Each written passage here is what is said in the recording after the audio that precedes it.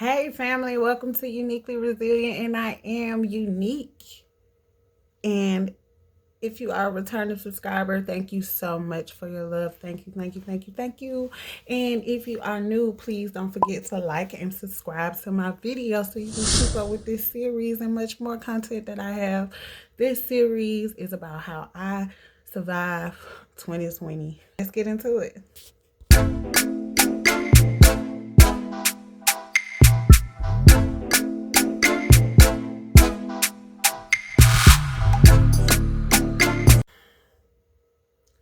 So by now, I've had at least like 8, 9 people pass away. And I had survived COVID. And I remember leaving off at June 28th when my friend was died from an overdose. Another friend of mine. And my birthday was in July, right? Well, it's in July. And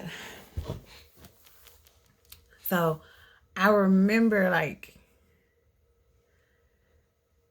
I was just like, I don't give a damn where I go, who I'm with. I am about to turn up because my ego tell me I got the antibodies. I'm gonna just be all the way honest with y'all. That's about the dumbest shit I've ever said, but it's that's how I felt. I got the antibodies. I ain't gotta wear no mask no more. I ain't gotta do nothing. I'm good. I'll survive. Just stupid. Just thinking I'm invincible. Like I survived COVID-19. God didn't have nothing to do with that. I did that. My body did that. Sick. Strip club here in Atlanta called Strokers. And they have like really good hookah. And somehow I got hooked on hookah. And I started saying, okay, I'm just gonna go so I can go smoke some hookah and eat some chicken wings and see some chicken wings, you know what I mean. And that became kind of like a routine.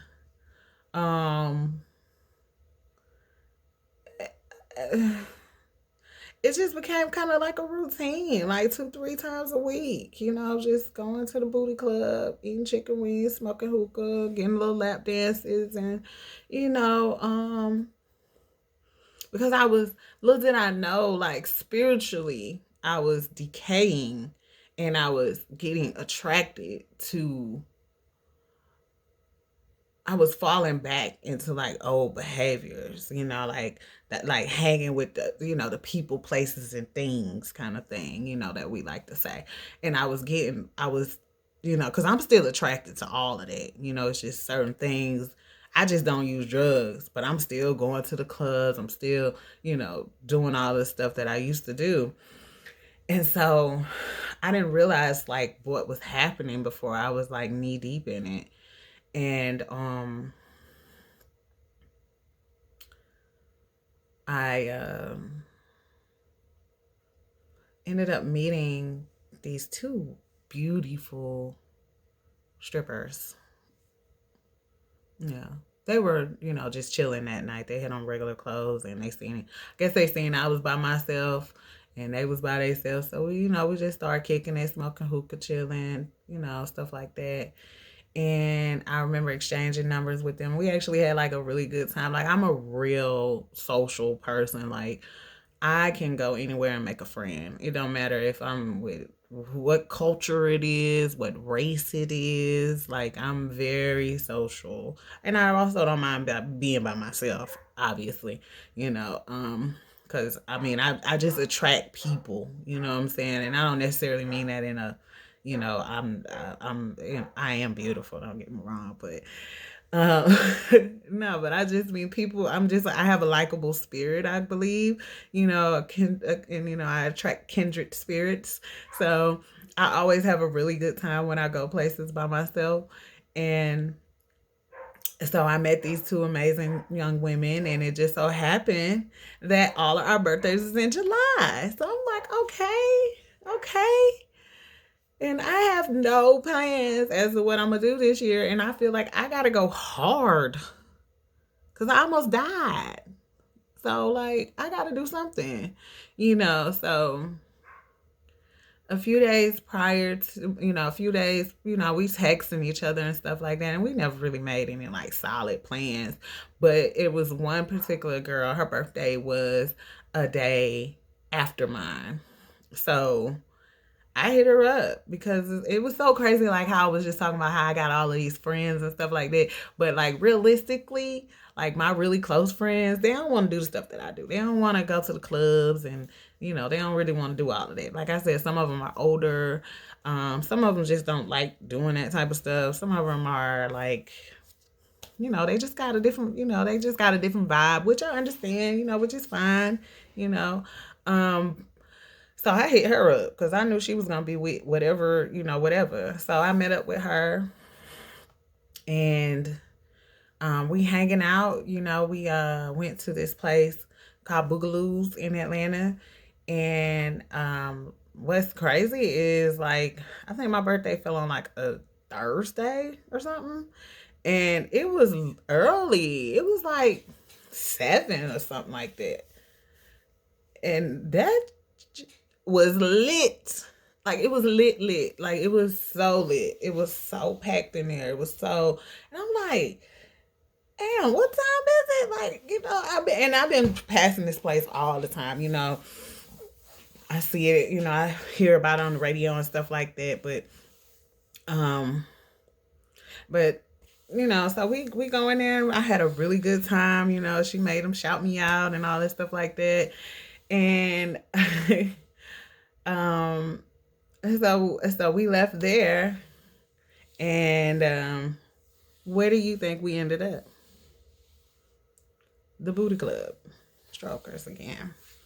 So now I'm in Strokers, and I am not feeling it no more. Like I just didn't want to be there. I'm like, it is my birthday. I do not want to be in no booty club. Like I'm tired of being in the booty club, And then it was just like it was somebody's birthday, and they had like a birthday set for her, and they were just like throwing all this money. Like I know she made like 5-6 bands on that set. It was like literally like 3-4 songs, 5-6 bands, and so like I'm tweaking, you know what I'm saying? I'm the stripper wanna bust up out of me real quick. I'm like, oh no, like I gotta get out of here. I gotta get out of here. So the only place that was open was like way on the other side of town. And she was the girl I was with, she was a little too tipsy for us to go that way. And I really didn't want to drive all the way over there anyway. So I mean, she was like real tipsy. Like I was asking her, like, where we going? Where we going? She's like, everywhere. I'm like, these bitches. She's like, we going everywhere. Where else she wanna go? She was so much fun though. She was so much fun. She made my birthday. It's crazy how you just meet people and you don't know them from a can of paint and you just end up having a ball with them. And she's a really beautiful girl. But so I left there, right? And I started developing like after I tested negative, because I went and got tested again to be sure before I came home, and it was negative. And but I had started developing like this mean ass cough. Like it was like like from the like I remember when we was at the club, I coughed and she looked at me and was like, and put her mask on. I was like, I mean, I get it, but I'm negative, you know what I'm saying? And so when I left that club that night, because I decided to go home, and I get home, I shower, I get in the bed, and I'm laying there, and I just started feeling icy all up through here. Started feeling real icy. Like my breaths were like real short. and it just felt like I was inhaling like ice. I can't even really explain it. Like being outside and you inhale and exhale and some cold, you can see the stuff coming out. That's how I felt. So I'm just like,